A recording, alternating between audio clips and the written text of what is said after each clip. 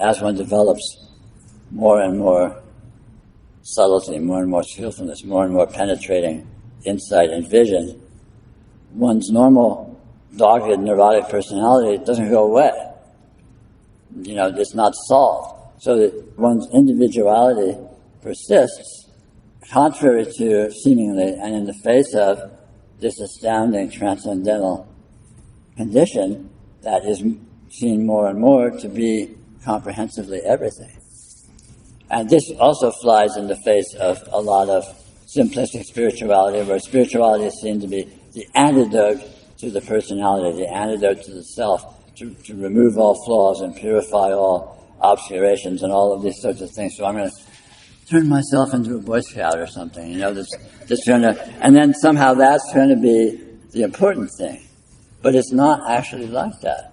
And again, this is, to a degree, or maybe to a large degree, contrary to expectation, and contrary to the ingrained inclinations of our personalities, where, we want to embody things, we want to own things, we want to, be powerful, we want to be successful, we want to be whatever.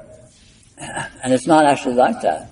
Over dinner we were having a conversation about a system of rating people's realization or something, on a scale of, I suppose, 0 to 1,000.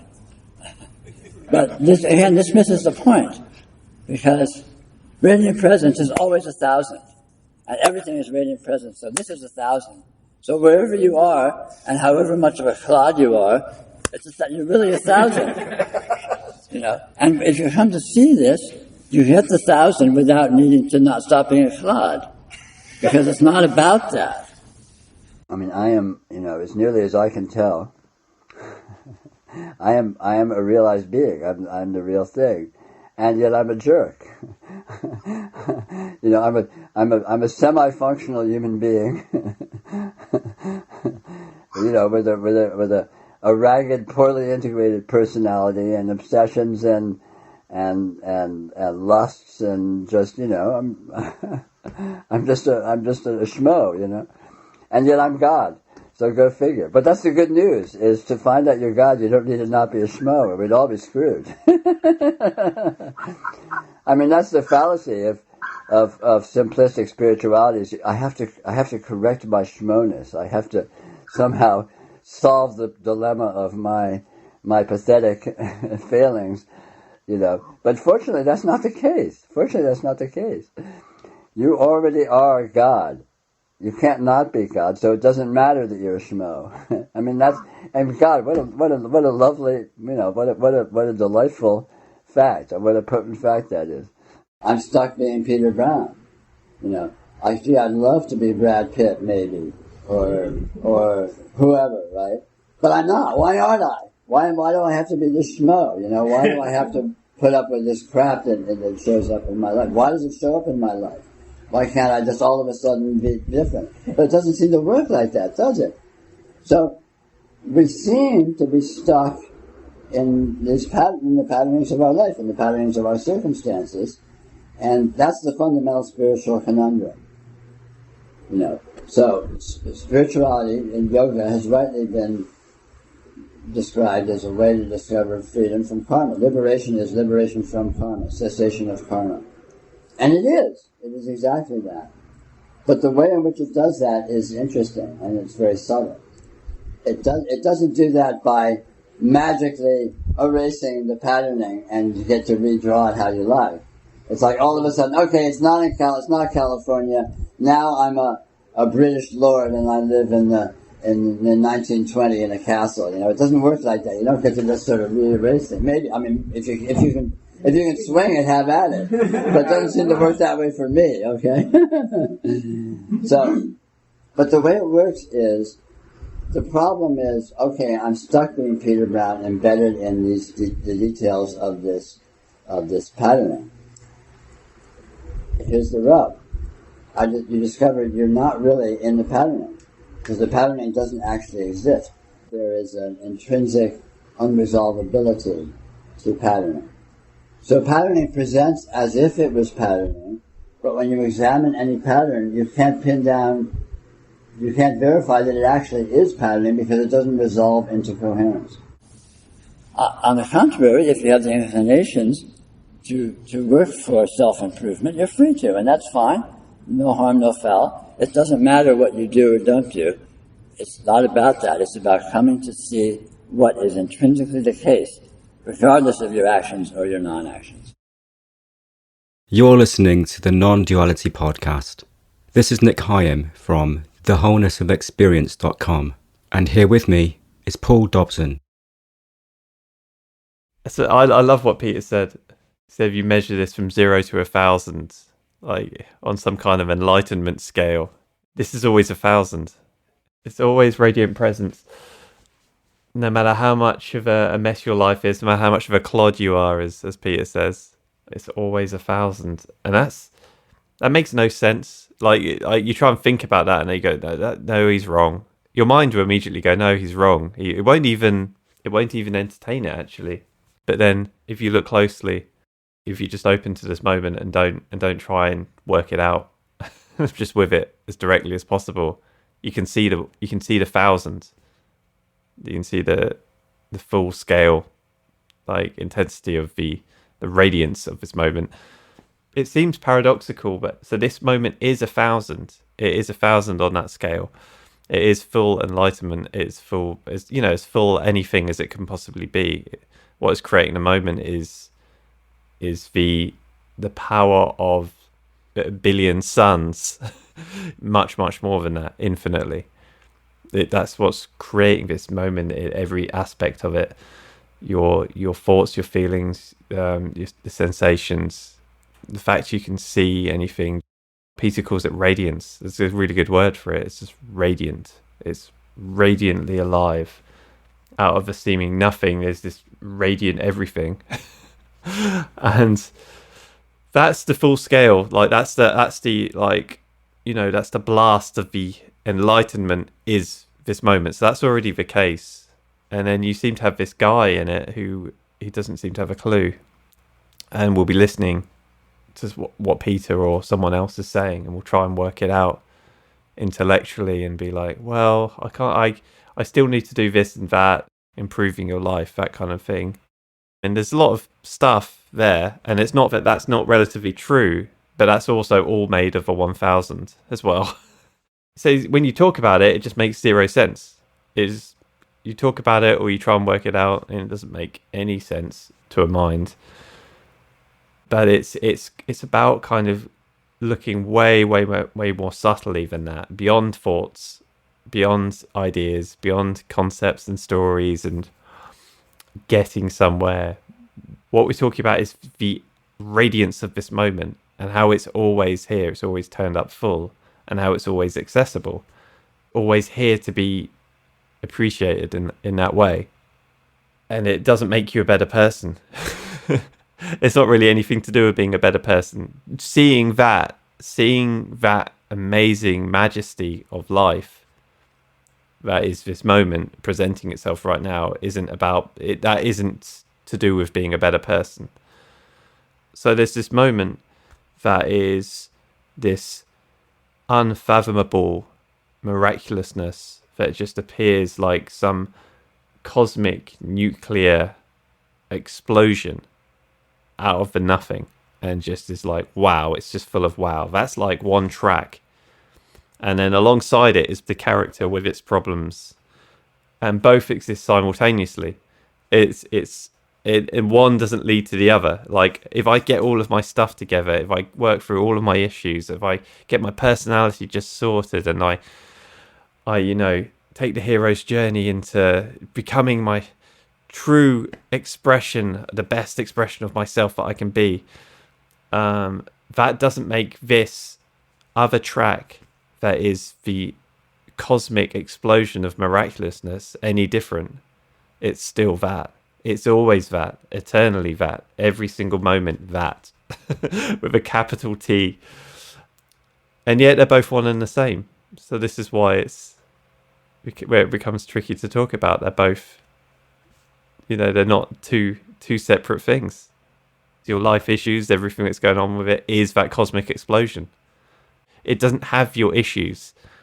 Your issues are infinitely tiny to this cosmic explosion. It's so powerful when you're directly with that your problems don't have the meaning that you've been given them on this other track. The track where everything is meaning, like all your problems have deep meaning, and they're all like stuff that needs to go away, and you need to work out how to get through this and evolve and all of that stuff. On this other track, the cosmic explosion that is eternally here as this moment, those problems cease to have importance. Raman Maharshi once said, something along the lines of, where are your problems when you're in deep sleep? It's like that. It's like it's kind of the other side of a coin to deep sleep. It's this explosion outwards of light and color and sound, and the problems aren't there until we kind of paint them into this amazing cosmic picture. We have to paint them in with our mind. We're using our thoughts and time and our personality. But I certainly don't want to undervalue life difficulties and personality difficulties and issues in one's life. They are painful and they are worth working through. But we're not talking about, it's like we're changing gears, to changing lanes to something else here. We're talking about, like, what is reality? It's not undervaluing anything you're going through, and I'm with you if you're going through something. I'm very much going through something at the moment. But on the other hand, what is reality? What is it? What is any of it made of? That's what we're kind of talking about right now, and not how that can improve your situation, but just getting to the bottom of, just through some primal curiosity, just some something that goes beyond humanness, that goes into God's curiosity about wondering about itself. That's what we're talking about. Like, what is this? And that's not to try and get out of your situation. It's to find what this is, and then still see if the situation has the meaning it once had when you didn't see what this was. For beginners in spirituality, it's easy to have the naive assumption that, the goal of spirituality is to get from your difficult, limited, flawed personal being and personal life and history, personal personality, into some kind of a transcendental condition which will be better and an improved version, and above all, it's easy to have the notion you're going from this to that. So it's easy to have various explorations of one's experience and discover that there's a lot more going on than you previously thought. And these discoveries can be very profound and very shifting of the perspectives that you thought were occurring. But nonetheless, your personality and your history and your life and all of your neurotic engagement with things and obsessions and all of that will still persist, more or less, rather than going away, rather than leaving that into this wonderful, new, improved, magical spiritual condition. It doesn't work like that. As the yogi's practice develops, one gets more and more experience of the actual condition that is here and its nature, which is, relative to what it had been thought to be, transcendental and astounding and so on and so forth. But again, this nagging personal self and neurotic life entanglements doesn't magically disappear in a puff of fairy dust. Basically, experientially, you're continually at a crossroads, at a fork in the roads.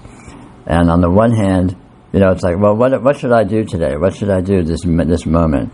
On the one hand, your neurotic personality is going to immediately get sucked into whatever it thinks you ought to be doing. And simultaneously, there is this other multidimensional perspective that one has discovered over the course of yoga.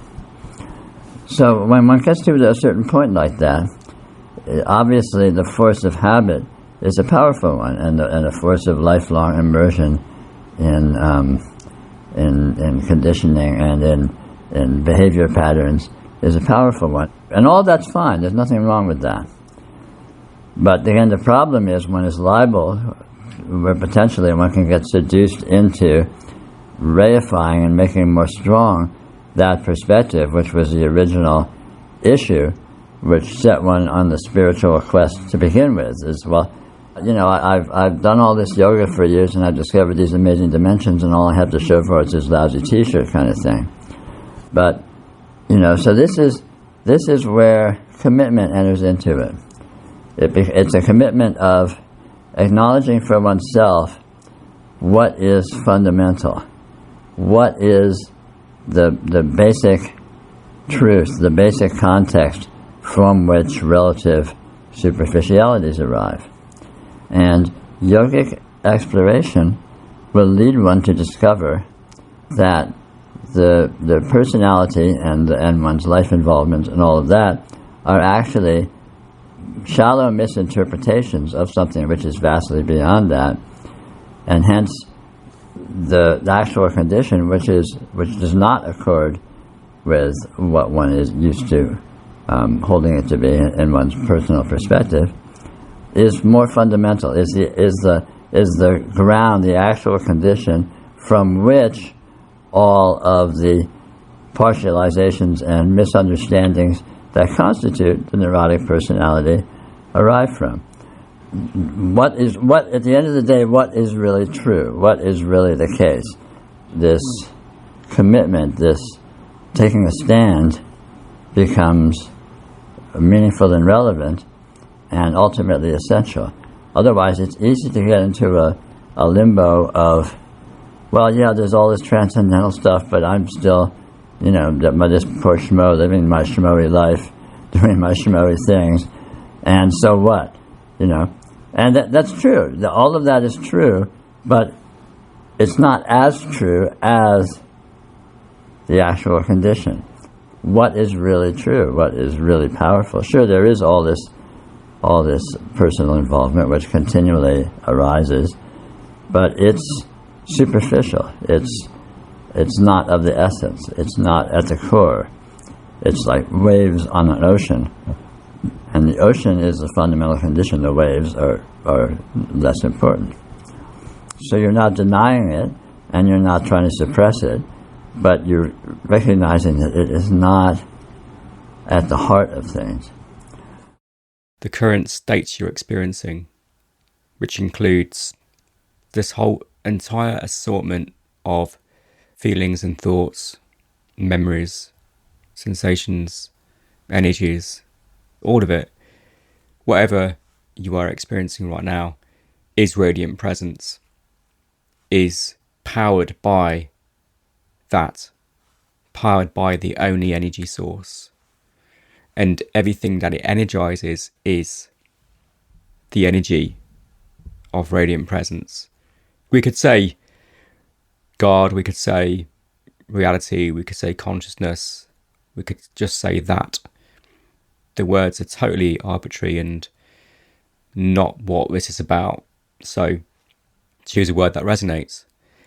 The point is, everything you're experiencing right now and have ever experienced and will ever experience is that. It's what makes your present experience possible. Without that, which is also what you are, without what you are, you can't experience your present experience and your present sense of self. Even your present sense of self, your identity, who you think you are, that is literally powered and made by that, by radiant presence, by what you are. So on one level, in a deep sense, you have chosen to experience this present state. Not you, the personality, not you, the individual, but what you are. And within that, within your present experience, there might be thoughts that say, but I don't like this present experience. I want it to be different. You've chosen those thoughts too. This choice is not the usual kind of choice we're familiar with. It's like the power of manifestation, producing, radiating your present experience.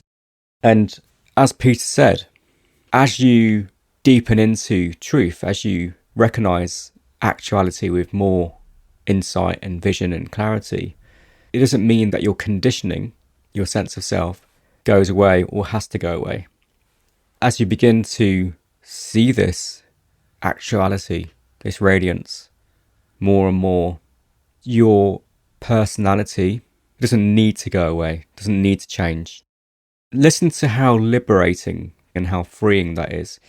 Now, what's important to add is we're not saying, and nor is Peter, that you shouldn't change or that change isn't possible. Now, change is inevitable. This present manifestation, what we could call the human dimension, is subject to change. So you don't just have one identity. You don't just play one role in life. You have many senses of selves, many identities, many roles that come and go all the time in accordance with the situation, with the relationships that you have.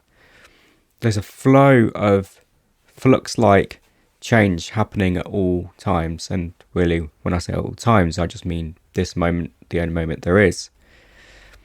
So change is inevitable. And like we said in the last episode, rather than trying to change, just notice that change is happening already. So when you feel stuck in a situation, actually you're not stuck. You're never stuck. You're never ever stuck in a situation. You're never stuck with a certain personality, with certain thoughts and feelings. Now you might feel stuck. You might feel hopeless or lost or just in a place of despair. But if you really tune into the moment in the way that we always talk about, if you really feel into the moment beyond what the mind is saying, you'll notice that the moment is alive. Every experience, everything within the moment is alive. This is aliveness. This is radiance. And it's not static. That really is the true freedom. That's the true liberation. It's seeing your problems in context and recognizing the nature of your problems and everything, every experience. The nature is the radiance. The very substance, not that it's a material substance, the very substance of every experience is the light of radiance, the actuality of reality, the totality of the wholeness that you are, showing itself that way. Again, I'm not saying you shouldn't work towards change or that you shouldn't follow a certain spiritual practice. It's a bit like the sky is always present. No matter what you do, the sky is always present. But if you're in a building and you can't see the sky, there are certain things you can do to see the sky, to find it, to remember it, so to speak. You can walk out of the building and you can look up. You can look out the window. You can open the doors. You can build a skylight, Or you can just deeply intuit that, oh yeah, of course, I know the sky is always there. No matter how this present environment seems, the sky is always there. So the sky is always there no matter what you do, but you can do things to remember it, to find it, whether that is leaving the building, looking out the windows, or just knowing, even on a cloudy day, even when you can't see the blue sky, the sky is always there. The sky is there no matter what. Actually, the cloud is the sky. We have this belief that the sky is the blue stuff, is the clarity of light. But actually, it's the gloominess of the fog as well. So no matter what state you're in, it's the sky. It's always the sky. And you can remember that. You can tune into your present experience and go, yeah, sky. It's the sky. So there are ways you can tune into it. There are many doorways, as John Aston says. You can find the sky in your present experience, no matter how your experience seems. If your individuality persists, even with the astounding, transcendental condition of clarity, it's not a mistake.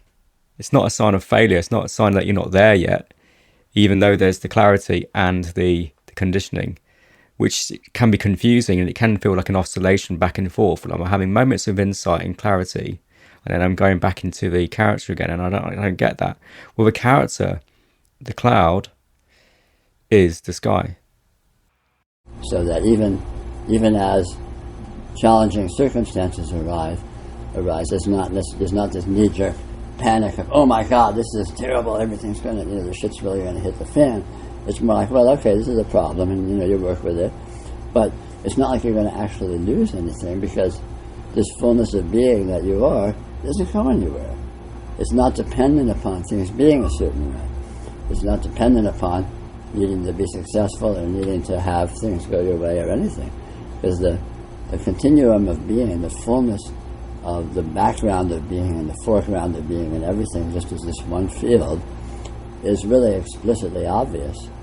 And it's relatively easy to, every now and then take the time to just feel the way this is so, and become familiar with it, familiarize yourself with the way this is so. And this really profoundly can transform the sense of vulnerability and separation and so on and so forth.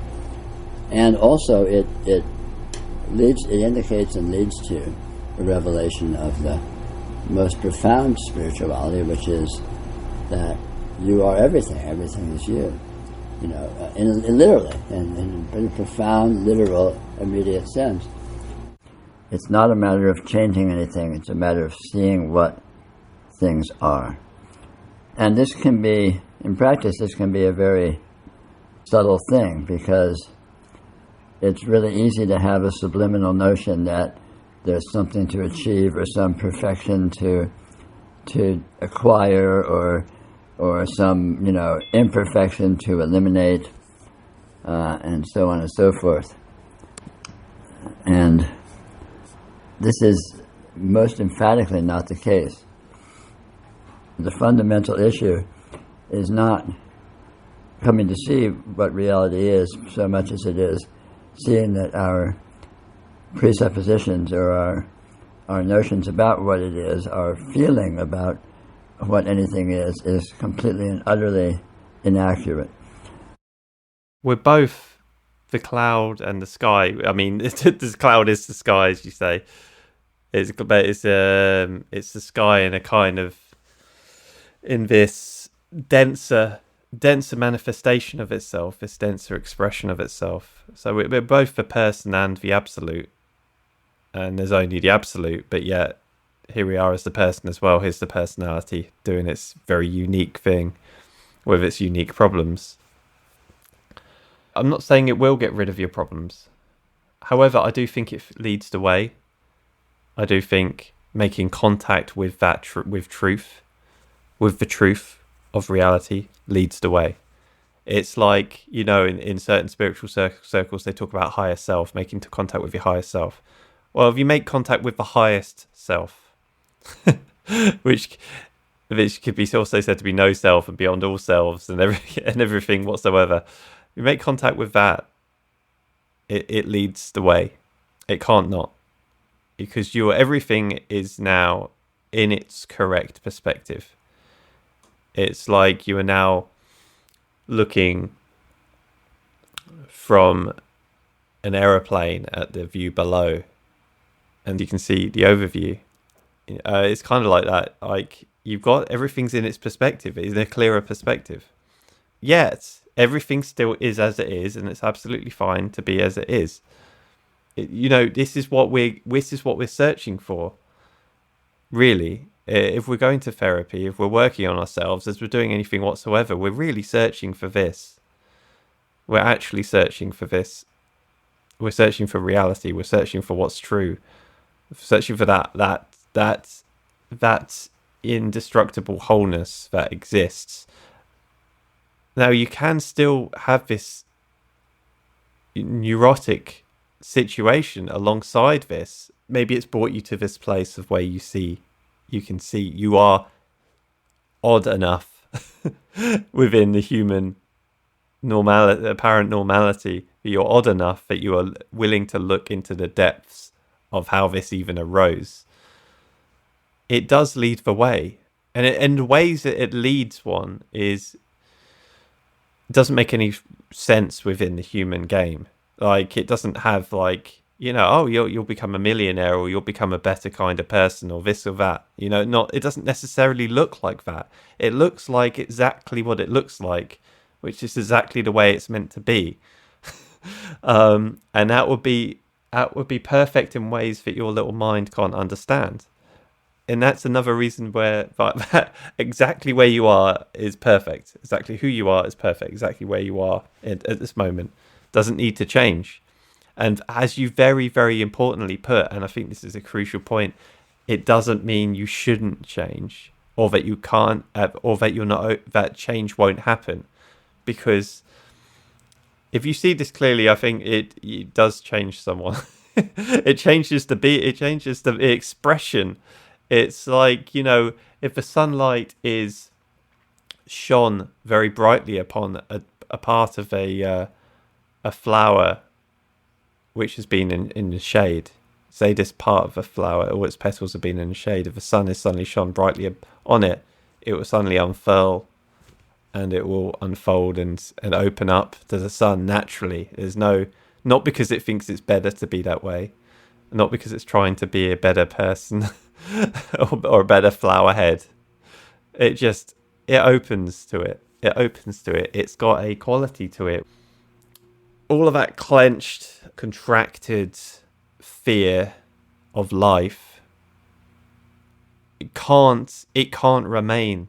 It just, even though it is that, when the radiance of reality is shone upon it, when you come into contact with the radiance of reality, it's like you can't hide. There's nowhere to hide anymore. You keep tapping into this. You keep seeing this clearly over and over again.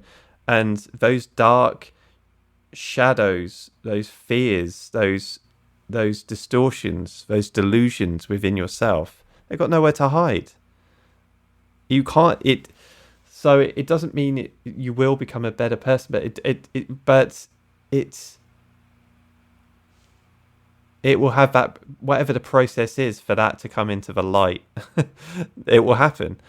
You see the sky, and this is my experience of it over and over and over again, is every time this happens, every time I see it clearly, every time I notice something in my being relaxes, something in my body relaxes, my body just relaxes, because there's no need to hide anymore. There's no need, because it's all, the idea of fear and hiding is a human idea, because reality loves itself unconditionally in every possible way.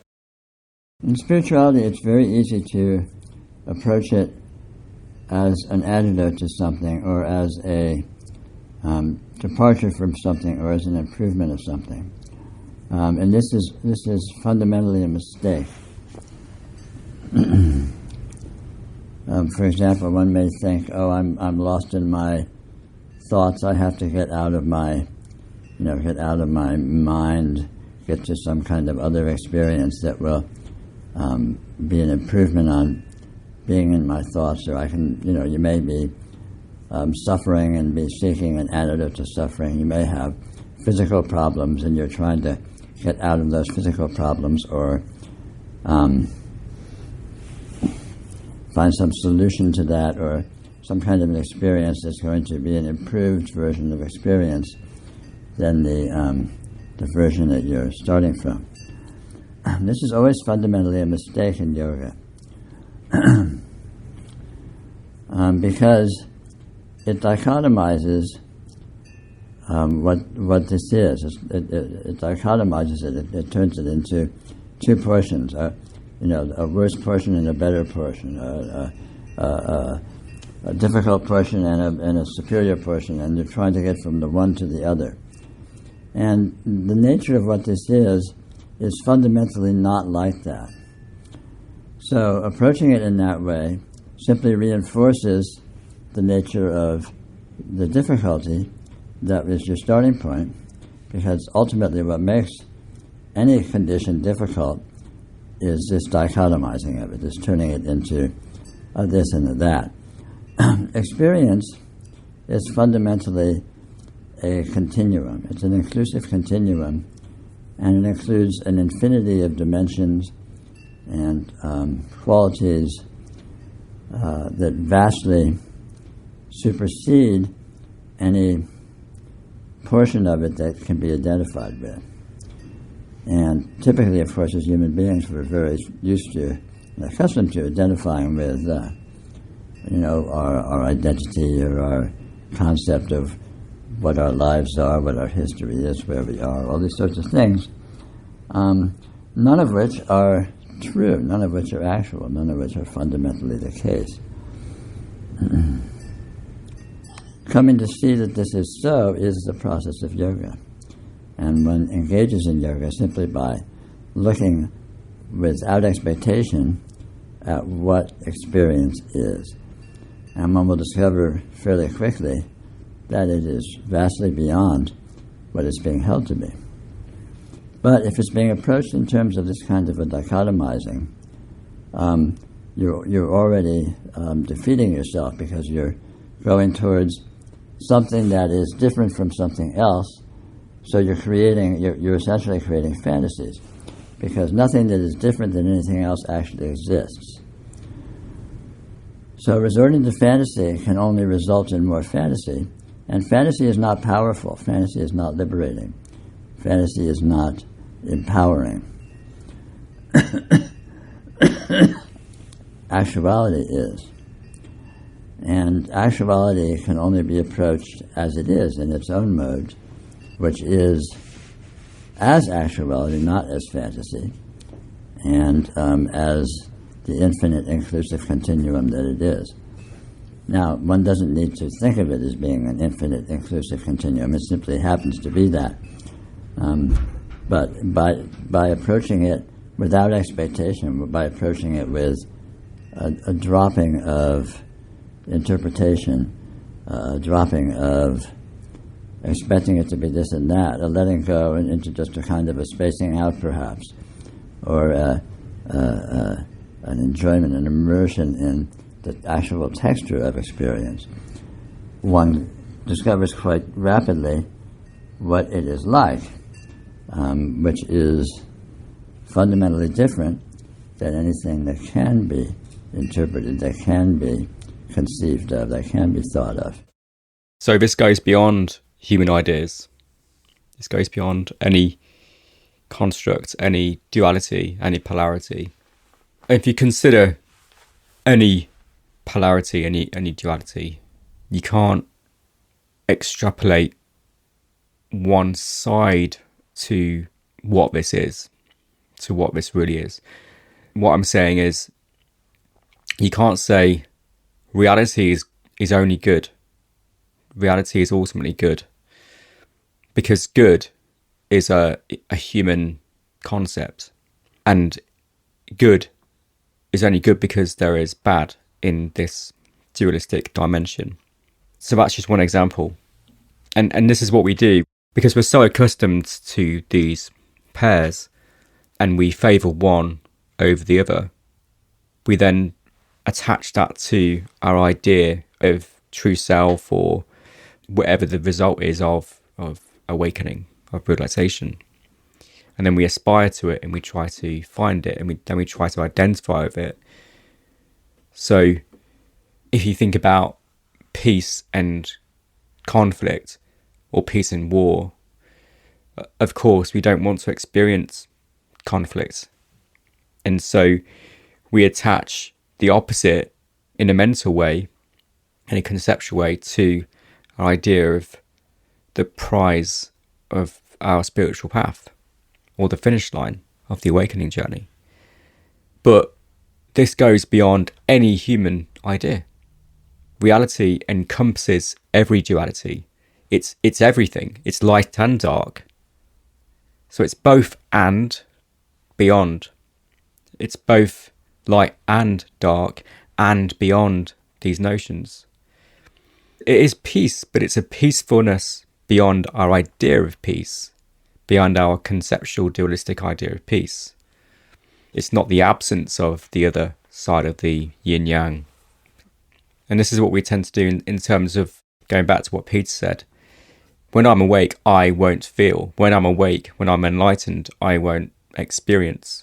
Or I'll only feel, I'll only be, I'll only experience. And it's so innocent as well. And I mean, you know, it's understandable why we do that. I mean, we're so entrenched and conditioned by our dualistic paradigm. You're not failing if you do it. It's not wrong, because wrong ultimately it's just an idea. Just be mindful and aware of doing that, and remember that what this is beyond any human idea. We're not working towards something and then grasping it and attaching it to our sense of self, or using it to change our experience. It's more like you recognize the nature, the very substratum, the very non-material essence of what is, of everything. Simply seeing what anything is, you see what everything is. And when you see what everything is, it is revealed that its intrinsic nature is absolutely astounding and completely beyond improving or tainting. And as Peter said, which I love, if you discern the true nature of one thing, then you discern the true nature of everything. Like, say, for example, you inquire into fear, the experience of fear, and you recognize, oh, it's not fear. It's not fear. There is an actuality there. There's a presence there, but I don't know what it is. I can't say what it is. It's mysterious as to what it is. In terms of, I can't conceptualize it. There are no concepts or words that can speak to it, that can grasp it or contain it. I don't know what it is. There's an actuality. When you realize it's not fear, when you realize you can't say what it is because it's indescribable, and this goes for anything, as I said, then it's no longer fear, and then you're no longer a fearful person.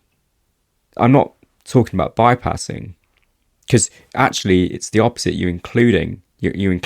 You're going, oh right, there's an actuality here, and it's included, it's integrated into the whole. Not that it was ever a part. It's consciously included, even this, because it's all the radiance. If you look at any portion of it, the whole rest of it comes with it. You can't separate out portions of the experiential field except in imagination, because it's not divisible. It includes itself. It's a continuous inclusion of the entirety of itself. It presents as an inclusive continuum, where any and all aspects that it seems to present as are included with any and all other aspects that it seems to present as, and again, that there's an otherness is merely a convenience of language, of linguistic designation, because in actuality, you're looking at the same thing when you talk about two different things. For example, in my visual field, I can say, oh, I see you and I see you. But in actuality, all I'm seeing is the visual field, which is a whole. It's a continuum that includes itself entirely. And the fact that I'm, in my imagination, singling out this portion of it, and then that portion of it, and saying, well, what's inside this portion is separate from what's inside that portion. But experientially, there's no separation. It's an inclusive continuum. It's not about excluding anything. That's so key. This is not about excluding anything. And it's not about including anything either. You don't need to include anything. You don't even need to integrate anything. When you recognize the true nature of something, then it's seen as included. And because it's seen as included, it's seen as a natural expression of the wholeness.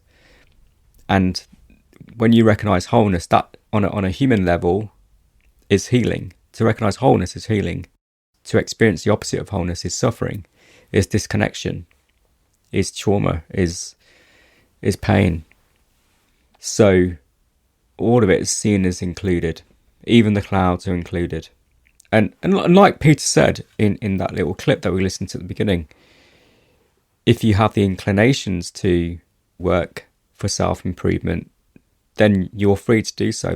That's fine too.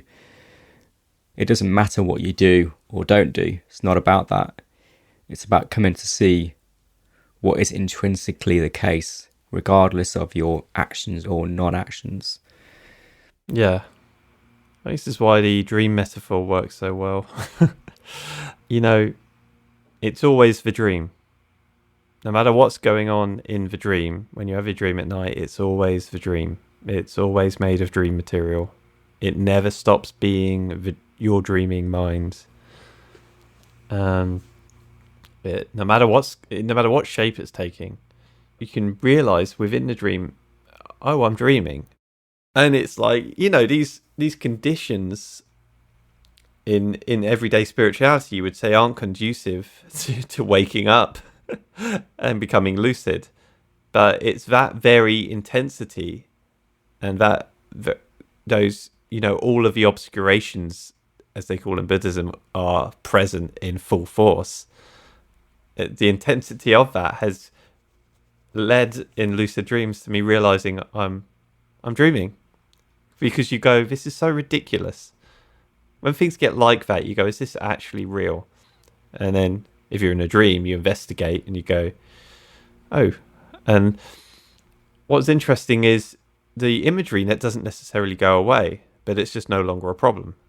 So you can still have the triggering people around you. You can still have all of the dramatic circumstances around you. Your life can still be a mess in this dream, but you're lucid now, so it doesn't matter. If we're going with the dream analogy, you haven't done any work to get to that point. You didn't improve your personality. You didn't work on yourself. You didn't do anything. And this is a very interesting thing that happens with life. Like this is the macrocosm of a dream, of a nighttime dream. And you can realize what this is. You can see what this is. And your personality could still be a problematic one. However, given the process of unfoldment after seeing that, you shift and change, and you can't actually help that. You become more authentic and have more integrity. This is the double-sided thing of what we're talking about. It's not an effort to make yourself better that gets you to see reality, but seeing reality makes it, in my experience, impossible to carry on acting in deluded and distorted and inauthentic ways, because it's just like it doesn't make any sense anymore. It's like one finger on your hand lying to another finger on your hand, and then you see they're all on the same hand. You go, why would you do that? You go, why would I lie as my thumb to my middle finger? Like, why? We're all on the same hand. And so you see reality as it is, and it becomes not through effort. It just clarifies itself. Peter says you can carry on being a clod. You can, but in my experience, you don't. And my experience of Peter is that he wasn't a clod. He would say stuff like that, and it's obvious he was an evolved human. You're still functioning through the body of a person, but that functioning has made contact with its truth. Wholeness can't help but saturate that's every aspect. What we're talking about is reality and the absolute understanding of reality, but it's bringing that understanding to every single aspect of your life. In my experience, it's like everything: heartbreak, feelings of fear, turmoil, everything. It's like let the sunlight in, open the curtains gradually if you need to. If you find out what this is and you inquire and you look, you need to be ready. Because this is not like just, I will realize myself as the sky and all my problems will dissolve. The sky and the sun will shine very brightly upon your problems, and you will be forced not to look at them in a storyline, in a conceptual way, but you will be forced into an engagement, an encounter with the energy that has known itself as separate, as deluded, as delusional, as contracted. You are forced into seeing that. Yeah. To use the sky metaphor again, you recognize the sky's there, which is basically what spirituality boils down to. It's returning to truth, isn't it? It's just returning to truth, returning to actuality, and noticing what is. You recognize the sky is there, and then you find that the sky is cloudy. There might even be a thought that says, oh, it's dark and gloomy. However, the darkness is known because there is light. The only way you recognize that it's a dark and gloomy day or a dark and gloomy sky is because there is light. There is the light of radiance. So there is a belief, perhaps, that prior to this recognition, there is a belief that the sky should only be bright and clear. The sky should only be blue and so on. But you recognize that even the cloud is a sky. It's included. And it doesn't have to appear any way.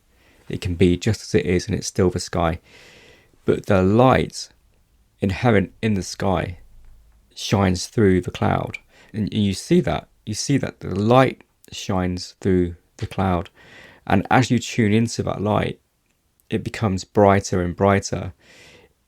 In a way, it doesn't become brighter. It's just seen that it's always bright. But as you tune into it in some way, there is this greater illumination. I'm talking about you, I'm not talking about some external God or reality. I'm talking about yourself.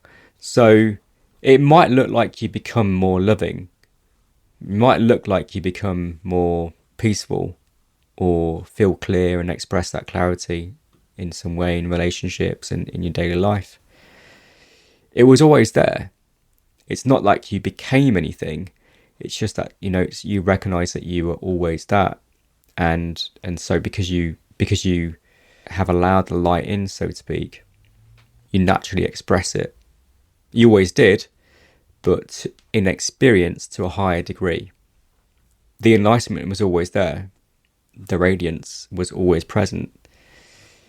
So you were always love, but it's like you allowed love in experientially. And because you allowed it in, you naturally express it. But at the same time, anything goes. It's all included. You can express anything. Anything can be expressed. And that's not a contradiction, really. Because every expression is illuminated, is powered by the light. And that recognition isn't necessarily instant. It can be gradual and it can be an unfolding. As you say, the light shines on the tight bud and in its tamasic state of inertia and stuckness, and gradually the light of sattva, it starts to unravel and unfurl the flower bud, and it expresses more and more the entirety and including the deeper qualities of the radiance. That's the clarity. That's the peace that surpasses understanding, as the Bible says. You don't need to change, you need to see.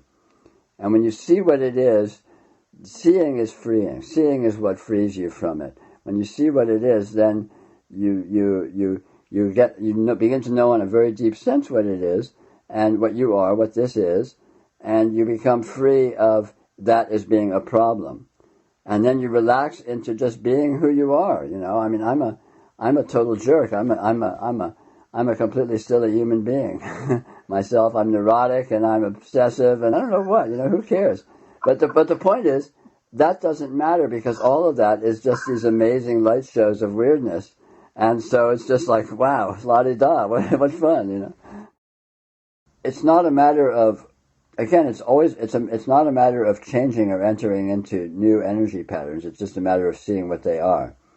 Liberation, realization is about clear seeing, not about changing anything in terms of how one functions or becoming or repressing or transcending the human personality. And so one doesn't need to transcend the human personality because one does transcend the human personality. The human personality is a very, very small subset of, the actuality, and so on and so forth. And again, these modes of contraction and these powerful modes of emotionality and so on that can manifest from time to time, again, are always in the context of transcendental wholeness. No condition eliminates or contradicts the transcendental fullness of actuality.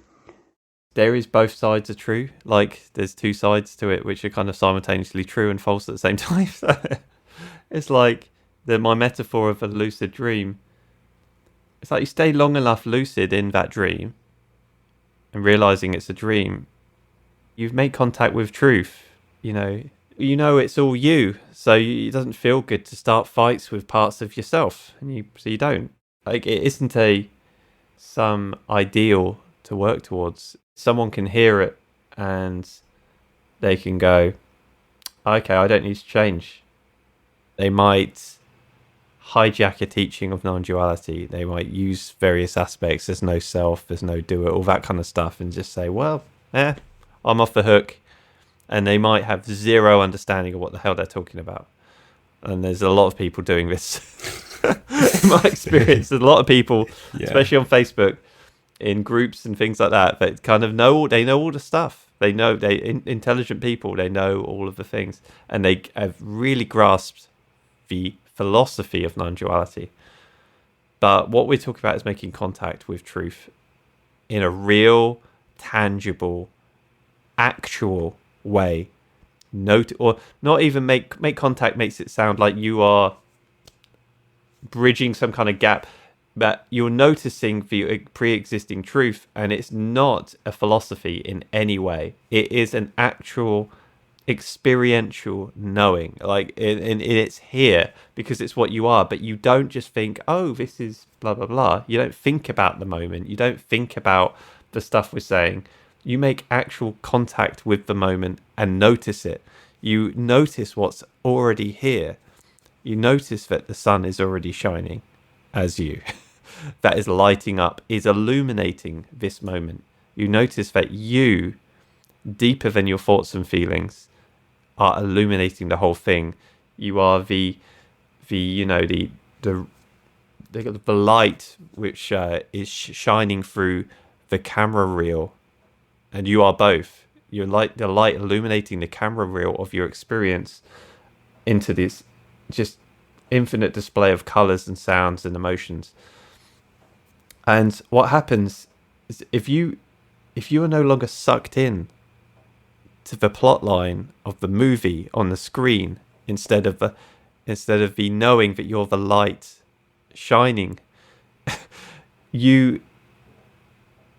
first of all, it kind of does it loosens the plot line, to say the least. And you realize the whole movie is you. So it's not that you think, oh, because I've seen this, now I'll do this and this, I'll put this and this in place to change. I mean, one interesting aspect of all this is the simple idea would be, oh, I leave confusion and misinterpretation and go to clear seeing of what this really is. But it turns out clear seeing of what this really is doesn't stop the delusion. When you see that you're watching a TV show and you see the TV, it doesn't turn off the program. And the program's still running. And so what's up with that? Well, that's just interesting. You get used to it. It's like, okay, cool. So I'm not Peter Brown, but Peter Brown is still here, appearing, doing his thing, being the neurotic person that he is, and so on and so forth. So that's interesting. So, I mean, it's very easy in spirituality to have a simple black and white idea of, oh, there's samsara and there's nirvana. And nirvana solves samsara and kind of shuts it off and eliminates that as an issue. And then you're sort of in bliss, sitting in a white robe on the top of a Himalayan peak, with people laying flowers at your feet or whatever. But in actuality, it tends not to be quite like that. And that's interesting too. Because, as a spiritual investigator, one seems to it's easy, I should say, it's logical to expect to sort of leave one's delusion behind as one clearly sees what this is. But any experienced yogi will discover the strange phenomena that one's delusion is being dragged along with the whole step of the way. It never actually goes away. So when one investigates what this is and discovers its transcendental nature, the all of the seemings, all of the apparition, all of the misinterpretations don't just magically disappear. But they can be known for what they are. You can come to see that interpretations are interpretations. You can come to see that the intelligence endlessly spits off these interpretations. You can come to see that these interpretations are always hypotheses and never completely accurate. You can tend to see that the nature of awareness and attention and personality has a proclivity to get lost in these interpretations and play with them as if they were actual, like the way a teenager gets lost in a computer game. You can come to see these phenomena, but that doesn't necessarily make them cease. It's not a matter of a simplistic moving from delusion to clarity. Clarity turns out to be right smack in the middle of what you call delusion all along, but you just see it as what it is, rather than turning it off or mysteriously transforming it into plain vanilla and. The movie goes on, and you appropriately, naturally, organically unfurl, as we said. I like unfurl and unfold. It feels like you go from contraction to open, because the person, the human body, and the sense of self. The sense of self is a contraction. The more you come in contact with this, the more it shines through that sense of self and loosens it. Like it loosens that contraction. It just does, and that comes out in various ways. And it might look ugly as it starts to come up. It might look ugly as it unfurls. It might just look, as opposed to a rose unfurling, it might look like a piece of garbage that's like just been taken, like a piece of screwed up, just dirty old paper that's now just kind of like gradually just kind of unscrewing itself, unfolding itself. And that's just how it looks. It can look any way it looks, and it doesn't make the person perfect, but it makes them Paul Selig. I don't know if anyone listening has really heard much of Paul Selig, and I don't necessarily go to Paul Selig as a go-to person for this podcast, but the guides he has that he channels, they say basically all of these contractions, all of these fears are what they call a denial of the divine. And the antidote for a denial of the divine is to see that everything is the divine. Or in other words, if the divine doesn't work for you, that everything is reality. Everything is the universe. Whatever words you want to use. It's just parts of yourself that are kind of hiding from that fact for some reason. It's like can't handle the magnificence of reality, and they hide, and they kind of like they curl up in a little ball, and I can't handle my magnificence. I'm scared of my magnificence as reality, and then you believe in the kind of hiding, and it creates all these fears around it that just make sense within the human context but don't actually make any sense ultimately.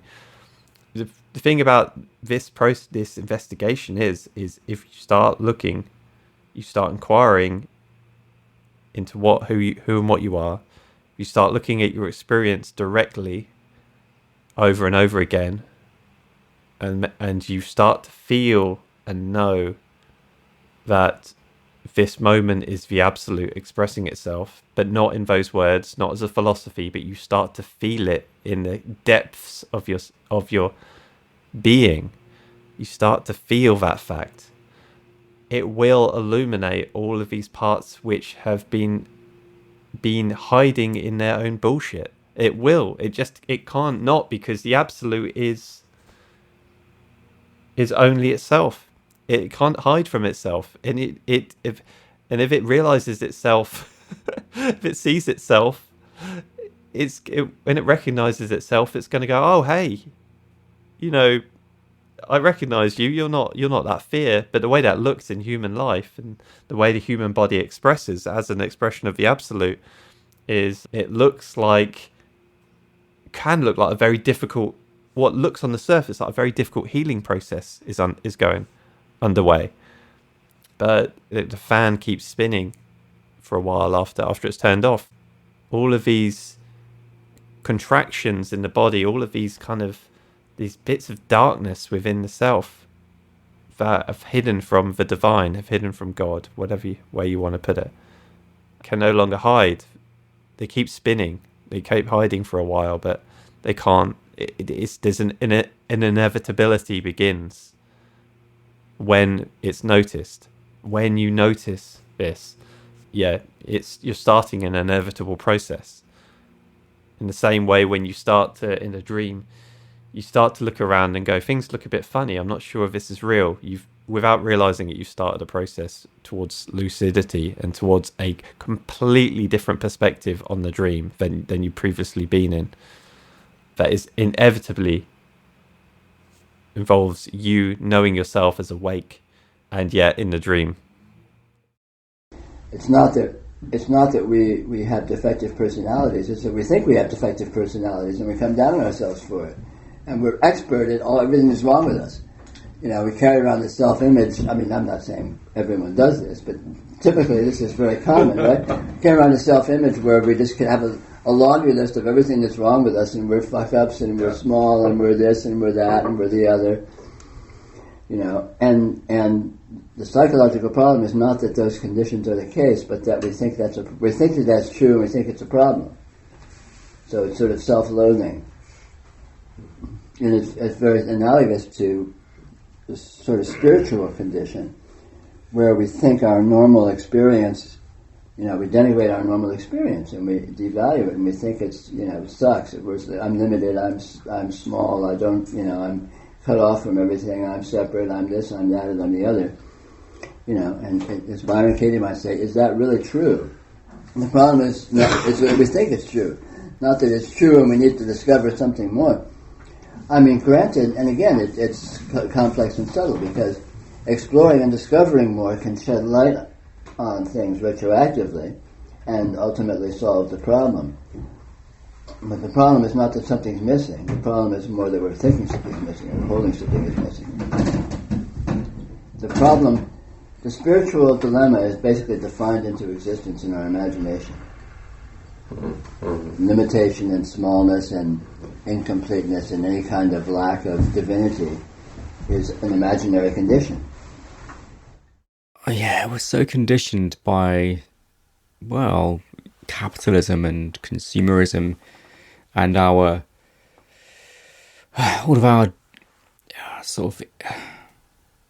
of these devices and technology that we have access to, where you can click something, you can press a button and you get what you want instantly, and I think or within a few hours or the next day. And we're so conditioned by that construct that it's like instant gratification, and we want to press the enlightenment button and then that's it, you're done. It purifies everything and it removes all the flaws and obscurations, as Peter says, and it's often not like that. I'm not saying that the fan can't be instantly stopped, but most likely the fan still spins for a while after the charge has been removed. The charge of, ignorance, you could call it. And that's okay. That's okay. That's a natural process because there's momentum in the fan. Even after the recognition or realization of true nature, or awareness, or whatever you want to call it, radiance. But we want the fan to stop instantly, suddenly, through some final insight, and it's often not like that. That's all right. That's all right. It is as it is. It is as it is, and it can't be any other way. So most likely there's a natural slowing down, a natural decontracting, a natural unfurling, unfolding So the conditioning continues to play out for some time. This is a dimension, a human dimension, where there's this thing called time. And ultimately, there's no time.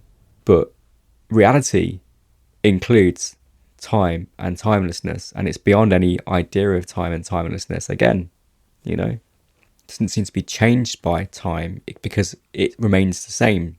Reality remains the same regardless of the ticking of the clock. But anyway, what I was going to say is the conditioning seems to most often play out for some time, even after insight or so-called awakening, recognition.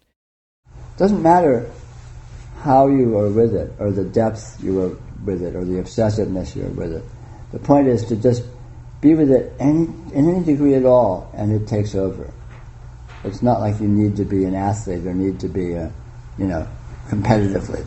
I'm going to be the best radiant presence yogi that ever lived. Well, maybe you are. But it doesn't matter. Because a little bit is the whole thing. A little bit is everything. And a lot is the whole thing. A lot is everything. It's all good. So to whatever degree you can be with this as an actuality, not as a concept or a philosophy, to whatever degree you can actually explore the more interesting aspects of your experience, you will be rewarded inconceivably.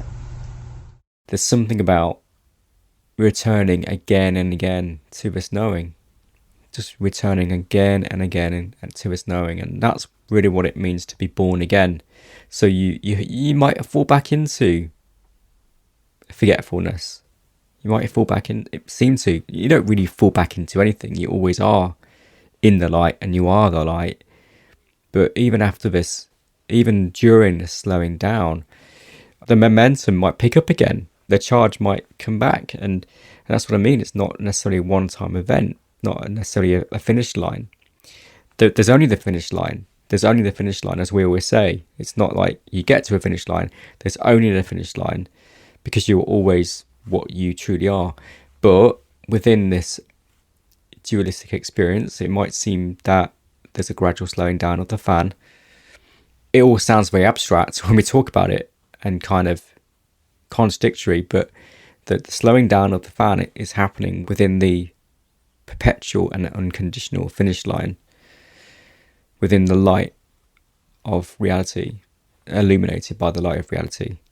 So ultimately, no slowing down needs to happen, but it can seem like there's a gradual slowing down or unfolding. And because it's happening, it can't be any other way, and it doesn't need to be any other way, because it's only that. But from our sort of, kind of within this time-based perspective, there is a slowing down. So you could call that a process of integration or deepening, or a gradual dissolution of the patterns of the identification of the ego or with the ego. The conditioning that is built up over apparent time, over our lifetime, as human beings, or through the perspective of being a human being, we're complex beings. We're complex beings. There's emotions and reactions and thoughts and memories and conditionings and attachment styles, and all of these things have kind of gone into the spinning of the fan. And we might look at the spinning of the fan and think, well, no, it should stop, and I shouldn't experience myself this way. I shouldn't be conditioned this way. But all of that is an expression of life, and as I say, what you are as life has chosen to experience yourself that way and experience life that way. To go back to what we were saying right at the beginning, this is how you are choosing to experience yourself. So it's not about getting rid of anything, yet once you start to discern truth, as we've been saying, then that gradual slowing down or unfurling happens as a natural process. Just as you've said, the light shines on the tight bud, and it naturally opens, not because the flower puts in effort, and it's a natural response to the light. In some way there is the opening and the deepening and the slowing down, but in another way like Peter said, it doesn't necessarily mean that any of that goes away, but it's just seen for what it is. So it might be worth listening to this conversation again or a few times, because I think there's a lot in it, and it's easy to kind of just see it as just a jumble of contradiction and paradox, but it's not. It really isn't. It's very nuanced and subtle. It's really the transition from feeling one is an individual, a lowly individual stuck in one's karma and subject to the vast universe and subject to the whims of fortune and all this, to the clear revelation, oh my God, it's not like that. It really isn't like that.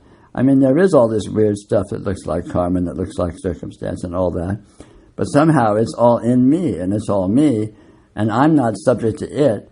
It is subject to me. And again, this is not something that you can make sense of or parse or even philosophize about, but it is immediately, self-verifyingly actual, concretely the case. And again, this is a discovery that one comes to. You've got the personality, you've got the human adventure, you've got the human unfoldment, you've got human growth and evolution. That's it as well. And yet, the whole time, there's this reference, this ultimate reference point, this ultimate referenceless reference point, which eternally exists, that you can notice at any time, at any point, regardless of how much you've widened your confidence boundaries or comfort zones or whatever it might be, that is always there, that can be noticed throughout any part of this journey. And it's just there, and it's good to know that it's there, but it's not just good to know that it's there, but we have an innate curiosity, if we're really honest with ourselves and look deeply at why we do the things we do and everything in our lives, and what we're actually searching for is this referenceless reference point. So it's like, it's there, it's the beginning, it's the end, yet it doesn't dismiss the human journey and the human evolution and human growth. They're both existing, and they work together in a kind of dance, and because they're not two, obviously, but the second you notice it, you are integrating that into your everyday experience naturally, organically. But all the while, here is this absolute presence that is all of it, and to notice that within it all, it changes your approach to these things. Organically, you approach them in the most meaningful, the most profound way that is possible, because you're approaching it from truth. You're not just doing it to go, I'm going to do this so I can be a better person, and I'm going to be a person that people like more. You're doing it because truth is flowing through you and demands, in my experience, demands authenticity. Truth demands authenticity because truth is the self, you could say, is the absolute, and the absolute is happy in its nakedness. It wants nakedness. It wants openness. It will seek to reclaim all parts of your experience that aren't naked, that aren't open, that are hidden organically through the sun of its being, through the sun of its presence shining upon it. This is a light show. This is literally a light show. And light show feels very different than this crappy society we live in my warped, demented, shitty personality and my crappy life situation and the horrors of my upbringing and my warped personality and all that. Because that's just a light show. So, that's the loophole. This is the thing. It happens to be that it is possible to directly notice the actuality of this condition. And, strangely enough, it seems that this information isn't very widely available. The ideal of spirituality and a lot of the old books seem to kind of, for some, very loosely kind of paint this picture that one day he got enlightened. And then, like, if you look at nature, we are nature, and all of the information is in nature. A tree doesn't just suddenly like go, here I am, I'm the tree, I'm totally complete and done. I'm done with this, branching around and leafing around. I'm done. I'm so enlightened, I don't even need to leaf anymore. Like, it doesn't happen like that. It continues to grow and change and shift, and branches break and new branches grow, and new leaves drop and new leaves come up, and some are diseased and some drop, and then new ones come through, and then a bramble might come up and sap some of its energy, then it might grow a bit more and the bramble might drop away. It's a shifting, constant unfoldment. It's and it isn't some I'm done now, you are all full of shit because I'm done, I'm the enlightened tree, and you trees are just you're stupid with your efforts to kind of photosynthesize and do all of that stuff. How foolish. That's an immature view. Why would you photosynthesize? I don't need to photosynthesize, I'm the self. Yeah.